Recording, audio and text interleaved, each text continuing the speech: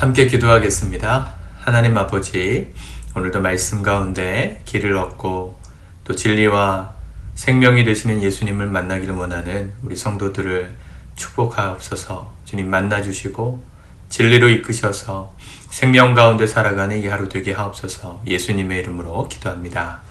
아멘. 찬송가 490장 찬양하시겠습니다.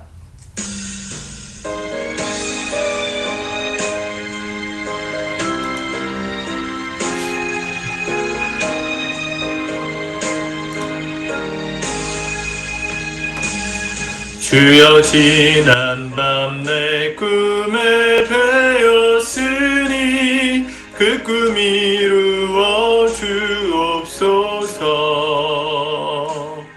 밤과 아침에 계시로 보여주사 항상 은혜를 주옵소서. 나의 놀라운 꿈 정녕 남이 끼는 장차 그 은혜 받을 표니 나의 놀라운 꿈 정녕 이루어져 주님 얼굴을 배우리라. 만 괴롭고 아파서 낙심될 때 내게 소망을 주셨으며 내가 영광의 주님을 바라보니 앞길 환하게 보이도다. 나의 놀라운 꿈 정녕 남이 끼는 장차 그 은혜 받을 표니 나의 놀라운 꿈 정녕 이루어져 주님 얼굴을 배우리라.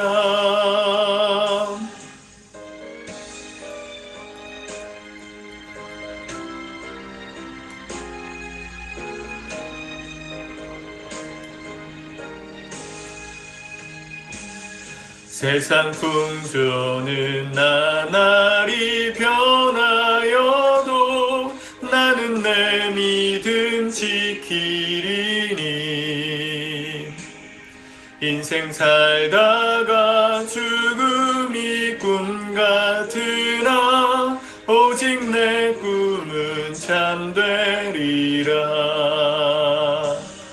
나의 놀라운 꿈 정녕 남이 끼는 장차 그 은혜 받을 표니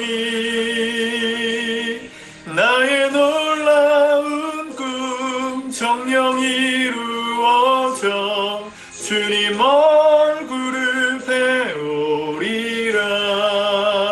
배우리라. 아멘. 오늘은 하나님 말씀 우리 다니엘 8장의 말씀을 같이 읽고 기도하도록 하겠습니다. 1절부터 같이 보겠습니다. 시작. 나 다니엘에게 처음에 나타난 환상 후 벨사살 왕 제3년에 다시 한 환상이 나타나니라. 내가 환상을 보았는데 내가 그것을 볼 때에 내 몸은 엘람 지방 수산성에 있었고 내가 환상을 보기는 을레 강변에서이니라. 내가 눈을 들어 본즉 강가에 두 뿔 가진 순양이 섰는데 그 두 뿔이 다 길었으며 그 중 한 뿔은 다른 뿔보다 길었고 그 긴 것은 나중에 난 것이더라.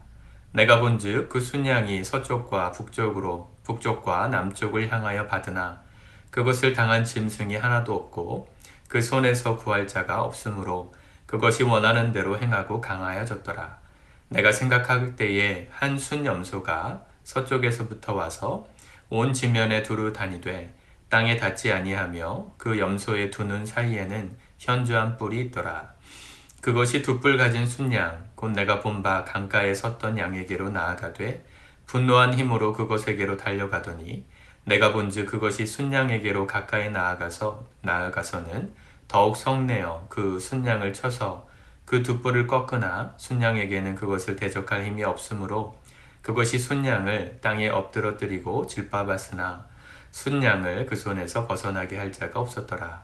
순염소가 스스로 심히 강대하여 가더니 강성할 때에 그 큰 뿔이 꺾이고 그 대신에 현저한 뿔 넷이 하늘 사방을 향하여 났더라. 그중 한 뿔에선 또 다른 뿔, 작은 뿔 하나가 나서 남쪽과 동쪽과 또 영화로운 땅을 향하여 심히 커지더니 그것이 하늘 군대에 미칠 만큼 커져서 그 군대와 별들 중에 몇을 땅에 떨어뜨리고 그것들을 짓밟고 또 스스로 높아져서 군대의 주제를 대적하며 그에게 매일 드리는 제사를 없애버렸고 그의 성소를 헐었으며 그의 악으로 말미암아 백성이 매일 드리는 제사가 넘긴 바 되었고 그것이 또 진리를 땅에 던지며 자의로 행하여 형통하였더라. 내가 들은즉 한 거룩한 이가 말하더니 다른 거룩한 이가 그 말하는 이에게 묻되 환상에 나타난 바 매일 드리는 제사와 망하게 하는 죄악에 대한 일과 성소와 백성이 내준 바 되며 짓밟힐 일이 어느 때까지 이를꼬 하매 그가 내게 대하 이르되 2300주야까지니 그때에 성소가 정결하게 되리라 하였느니라. 나 다니엘이 이 환상을 보고 그 뜻을 알고자 할 때에 사람 모양 같은 것이 내 앞에 섰고 내가 들은즉 울레 강 두 언덕 사이에서 사람의 소리가 있어 외쳐 이르되 가브리엘아 이 환상을 이 사람에게 깨닫게 하라 하더니 그가 내가 선 곳으로 나왔는데 그가 나올 때에 내가 두려워서 얼굴을 땅에 대고 엎드리매 그가 내게 대하여 내게 이르되 인자야 깨달아 알라 이 환상은 정한 때 끝에 관한 것이니라.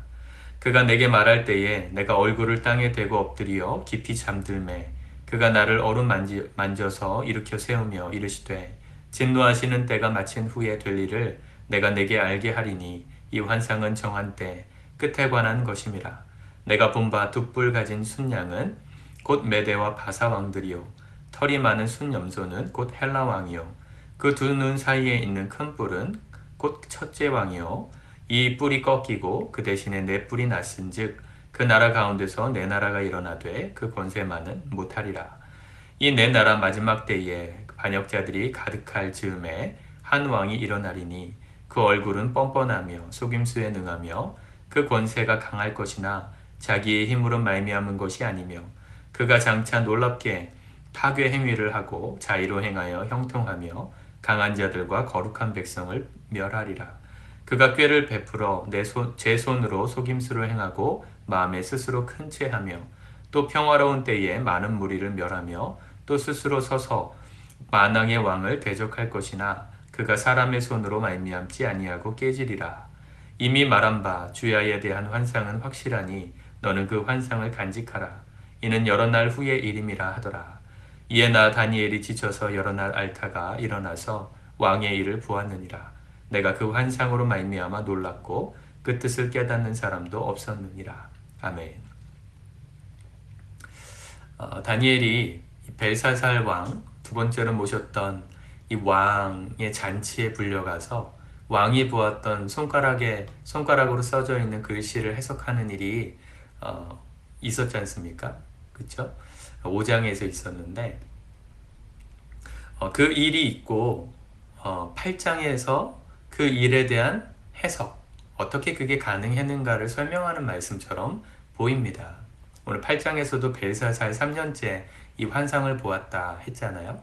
그 다니엘이 보았던 환상은 하나님께서 미리 이 경험시켜 주셨던 환상이었고 그것을 기반으로 벨사살 왕이 손가락이 글씨를 썼던 것을 풀어줄 사람을 찾을 때 이 바벨로니아 왕국이 곧 망하고 메대와 바사의 왕들이 설 것이다. 그 예언을 할 수 있었던 거예요. 하나님 미리 알려주셨습니다. 내용이 그런 거죠. 여기 순양, 두 뿔을 가진 순양, 그가 바로 메대와 바사, 메대와 바사 왕을 상징합니다. 이 천사가 직접 설명해 줬죠. 몇 절입니까? 20절에 나오죠. 두 뿔 가진 순양은 메대와 바사 왕들이요. 우리가 아는 페르시아 제국입니다. 바벨로니아 왕국을 무찌르고 페르시아가 세상을 지배하죠. 원래는 메대 민족과 바사 민족, 페르시아 민족의 연합군이 이 느부갓네살 왕을 기초로 했던 이 바벨로니아 왕국을 무너뜨리고 세상을 통일한 것인데 그 당시 세상, 지중해 연안을 근거로 하는 그 당시 세상을 통일한 것인데요. 다니엘은 그 일을 먼저 보았던 것입니다. 어제 7장에서 그 신상을 보았잖아요. 그죠? 커다란 신상, 금, 은, 동, 철 이걸로 된 그 신상들이 상징하는 것. 이제 곧 바벨로니아 왕국이 망할 것이다. 그걸 벨사살 왕에게 말할 수 있었던 근거가 오늘 이 둣불을 가진 순양이 일어나는 것을 보았기 때문입니다. 그런데 그 순양을 누가 쳤어요? 이 순염소가 들이받아서 부서뜨려 버려서 둣불을 부러뜨렸다 그랬죠. 이 순염소는 헬라 시대, 그러니까 페르시아가 이 그리스 연안, 지중해 연안을 다 통일했다가 그 페르시아를 무찌르고 다시 헬라 시대를 열었던 마케도니아의 왕 알렉산더 대왕이 있었죠. 알렉산더가 페르시아를 무찌르고 이 그리스 연안과 지중해 인근을 다 통일하지 않습니까? 그 알렉산더가 젊은 나이 요절한 다음에 나라가 네 개로 나눠져서 이게 분열되죠. 뭐 그런 이야기들이 오늘 기록되어져 있는 것입니다. 어, 몇 절이 나옵니까? 그쵸? 8절인가요? 8절이 아니고,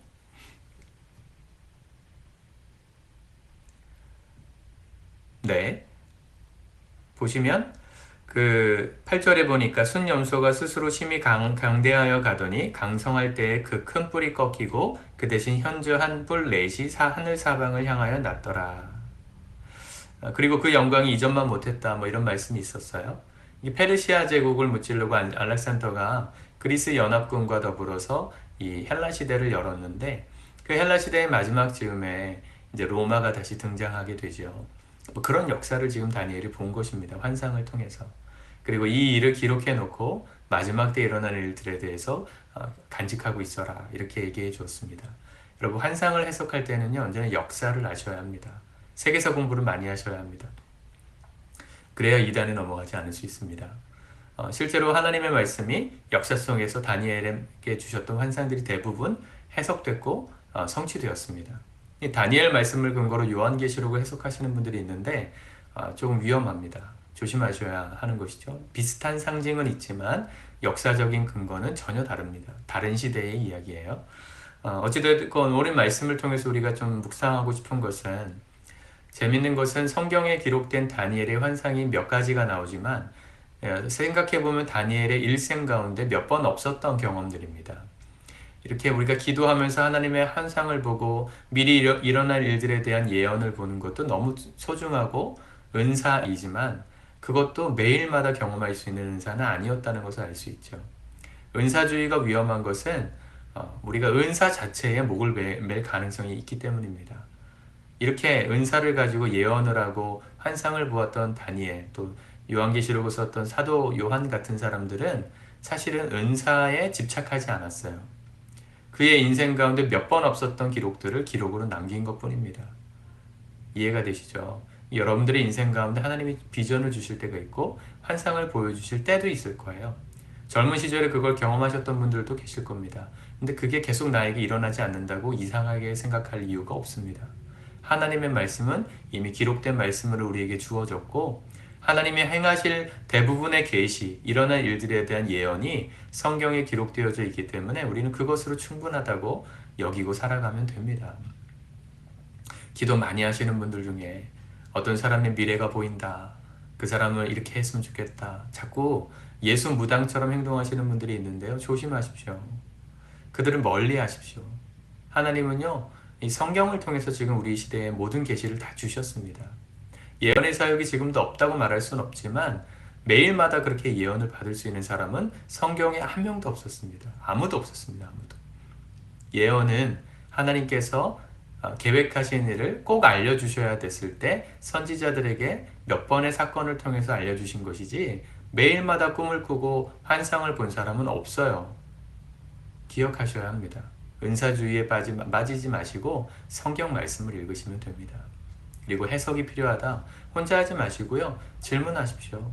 우리 집사님들 중에 질문하시는 분들이 계세요. 너무 정말 대견하고 자랑스럽습니다. 모르는 건 같이 공부하고 저도 모르는 게 있을 수 있으니까 같이 공부하고 같이 성경을 깊이 묵상해 가면 하나님께서 우리 일생 가운데 계획하신 그 모든 계시들을 깨달을 수 있습니다. 여러분, 말씀을 읽으시고 말씀에 집중하시면 되겠습니다. 다니엘의 인생 가운데도 몇 번 없었던 그 환상들이 기록되었을 뿐입니다. 바라기는 오늘 우리 말씀이 우리의 인생 가운데 길이 되기를 축복합니다. 말씀을 붙들고 역사를 주관하시는 하나님을 믿고 의지하여서 우리 인생의 끝에도 주님이 이루실 그 비전과 환상을 온전히 이루는 삶을 살 수 있게 해달라고 기도하는 오늘 하루가 되기를 축복합니다. 기도하겠습니다. 하나님, 말씀이 우리에게 계시로 주어졌음에 감사를 드립니다.